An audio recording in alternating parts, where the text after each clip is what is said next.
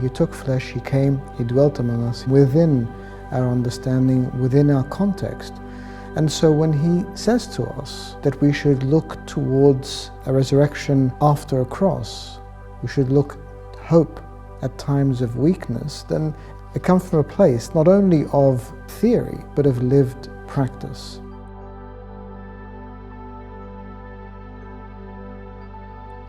When we look at the cross and see our Lord there with these arms outstretched, crying out, "Why have you forsaken me?" It appeals to the emotions we have and how we feel that sometimes we're forsaken, we're forgotten. Yet there is a resurrection, there's a light at the end. It's not just about struggle, but it's about victory over that struggle. So the Christian message is not just about backing a winner, because our Lord on Good Friday obviously did not look like a winner. He looked defeated, He looked humiliated, yet the message that He brought to us is that He overcomes all things, even death.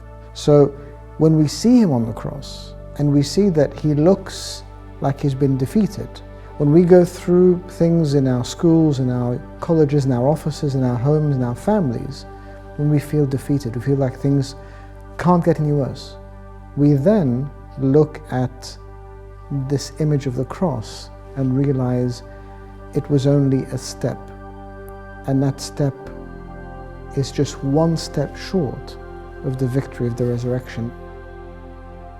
There's a big difference between being alone and being isolated. And so we feel isolation, then we feel like we've been forgotten, and the wilderness becomes a very, very lonely place. But when we feel like we're there to actually absorb power, prepare, and then be able to use that. So our victory, it becomes a place of empowerment.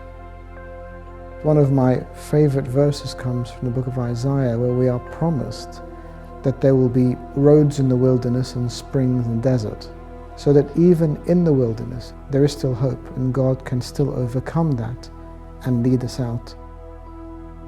This Good Friday, pray with me for those who feel isolated, who feel like they're in this place of wilderness, whether through their own doing or, as in the Lord of the crucified Christ, because of the treachery of others.